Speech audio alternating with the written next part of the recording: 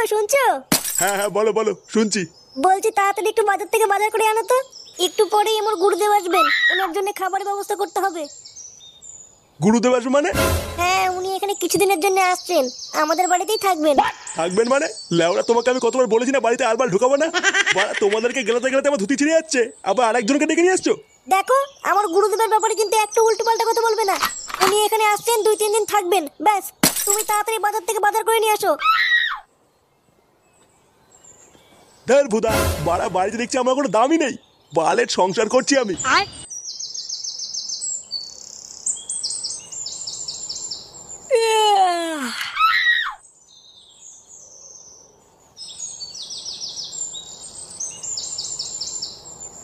আমা, মা, বল, খাবার কিছু আছে?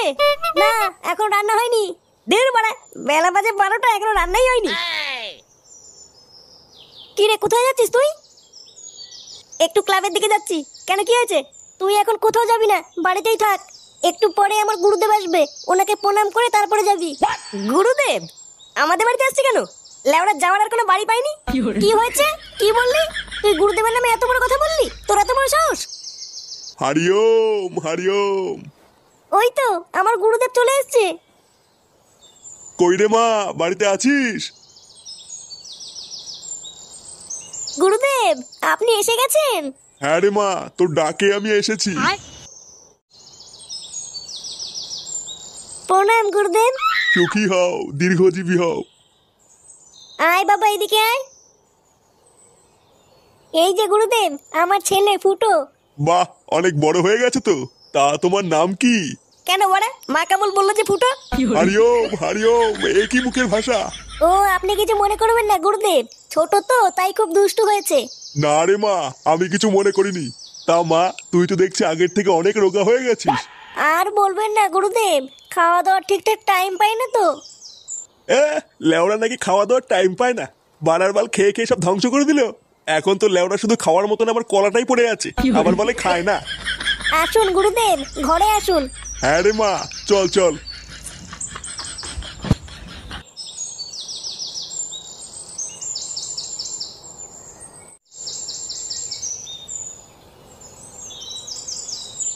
পল্টুদা, চা খাবা নাকি?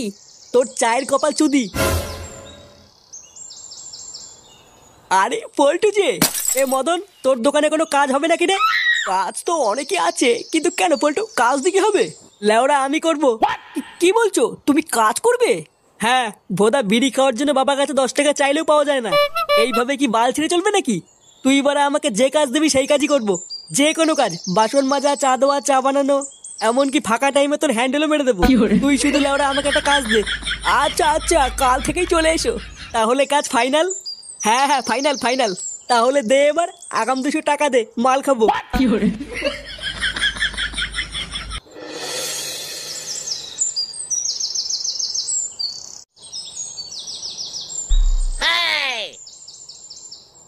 এ কি রে মা, এত খাবার করেছিস তুই আমার জন্যে? হ্যাঁ গুরুদেব, আপনি যা যা ভালোবাসেন সব রান্না করেছি। আচ্ছা আচ্ছা। ওমা, আমিও খাবো। আচ্ছা দাঁড়া, তোর খাবার নিয়ে আসছি।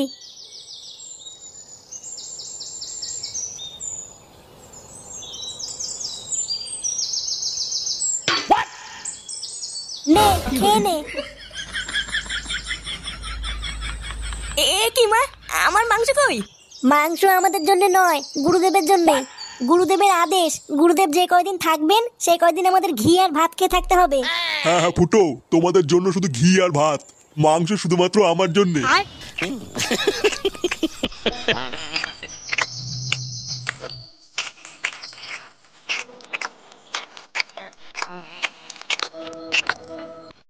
এটা কি হলো? লেওড়া ছাটার ঘাম পায়ে ফেলে বাজার করে নিয়ে আসলাম আমি, আর আমার ছেলে শুধু ঘি আর ভাত খেয়ে থাকবে? এখানে কি লেওড়া নাটক হচ্ছে নাকি? এবারে আমি সারাদিন কিছু খাইনি, আর আমাকে এখন শুধু ঘি আর ভাত দিচ্ছে। আমি থাকবো না বড় এই বাড়িতে, কান কিচ্ছেলে। হরি ওম হরি ওম।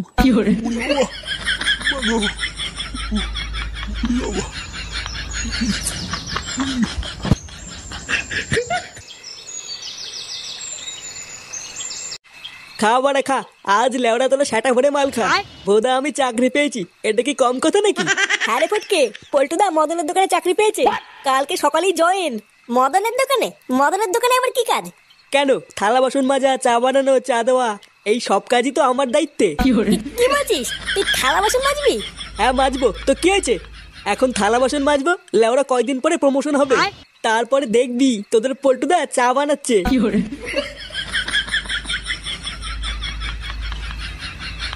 একই মানে তোরা মাল খাচ্ছিস আমাকে বলিসনি তো? কান কি ছেলেগুলো, তোরা কি আমাকে ক্লাবের সদস্য মনে করিস না নাকি? আরে ফুটো, তুই অত খোঁচে আছিস কেন? আরে ভাই, তোর জন্যই তো অপেক্ষা করছিলাম। বস বস। বাড়া, ওই ঢ্যামনা শুধু সেটা আমি ভাঙবই। লেওরা নিজে চিকেন দিয়ে ভাত খাবে আর আমাদের জন্য ঘি। কি বলছিস লেওড়া, কিছুই তো বুঝতে পারছি না। কি হয়েছে তোর, একটু খুলে বলতো। বাড়ার বেলা সকালে বাড়িতে একটা ঢ্যামনা সাধু এসছে।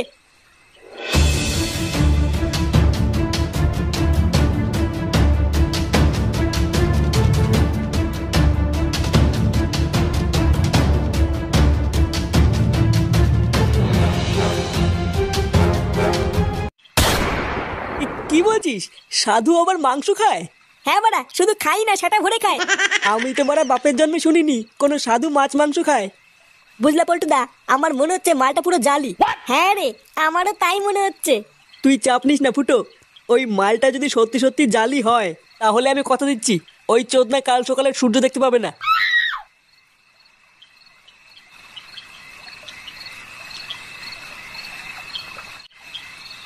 না, ওই শান্তির ছেলে ফুটো দেখছি আমাকে এই বাড়িতে একটু শান্তিতে থাকতে দেবে না।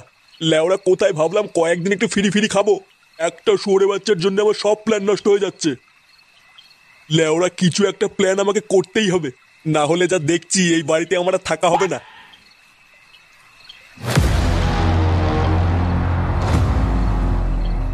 এবার কাল থেকে দেখছি আমার নতুন চালটাই চালতে হবে। কান কি ছেলে, ছাড় মারা ছাড়, পাঁচজন ওর সেটা আমি ভাঙবই। ফুটো চুপ কর চুপ কর, এখন কিছু করা যাবে না, আমরা পরে সেটা ভাঙবো। এর ভণ্ডামে যদি আমি বার না করি লেওরা আমার নামও পল্টু না, কিন্তু মানে এখন কিছু করা যাবে না। শুয়োরের বাচ্চা,